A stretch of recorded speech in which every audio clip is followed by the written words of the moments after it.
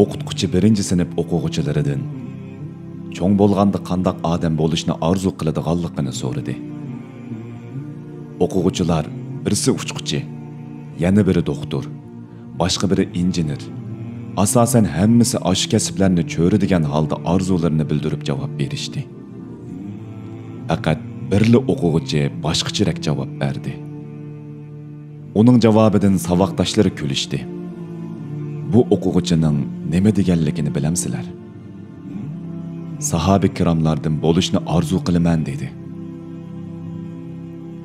Bu o'quvchidan hayron qolgan o'qituvchi: "Nima uchun sahoba bo'lasan?" Her akşam uxlashdan burun anam bana bir sahabenin qissini aytib berdi.